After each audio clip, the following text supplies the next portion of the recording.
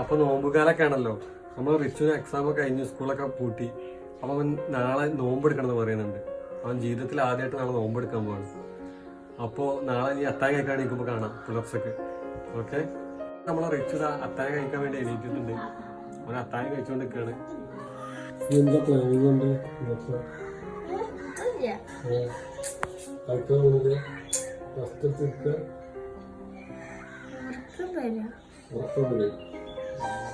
ഇപ്പൊ 10 മണിയായിട്ടോ. ഞാനും റിച്ചൊക്കെ കൂടെ പറമ്പിട്ട് മാങ്ങ എടുക്കാൻ വേണ്ടി വന്നായി കേട്ടോ. നോമ്പ് പറഞ്ഞിട്ട് മസാല അടിക്കണം പറഞ്ഞിട്ട് ഭയങ്കര പൂതി. ഫസ്റ്റ് നോമ്പല്ലേ, മാങ്ങ കിട്ടിട്ടോ. നമുക്ക് നോമ്പ് പറഞ്ഞിട്ട് മസാല അടിക്കാൻ മാങ്ങ.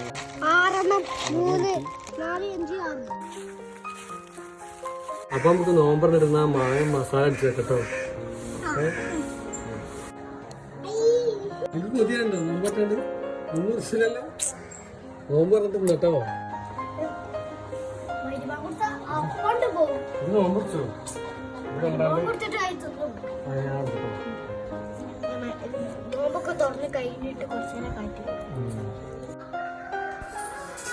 മാങ്ങ ചെത്തുമ്പോ നമ്മളെ റിച്ചുവിന്റെ കയ്യിന് മുറിവ് പറ്റിട്ടോ.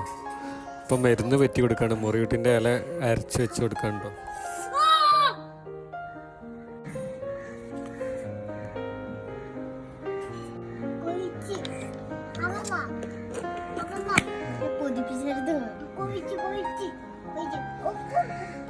കുറച്ച് വെളിച്ചെണ്ണ കൂടി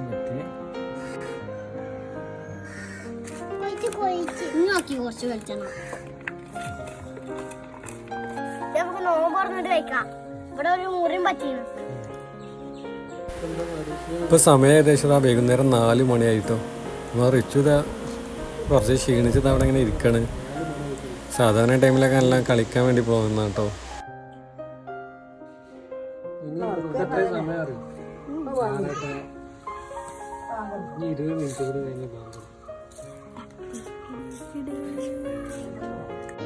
അങ്ങനെ ഇതായപ്പോൾ ഏകദേശം ബാങ്ക് കൊടുക്കാറായിട്ടോ.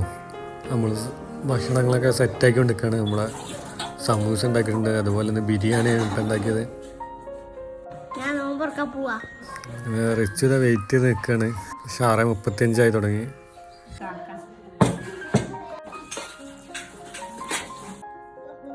ബാങ്ക് കൊടുത്തു. നമ്മളതാ റിച്ചു സന്തോഷത്തോടെ ഓടി വന്നതാ നോമ്പ് തുറക്കാൻ പോവാണ് കേട്ടോ.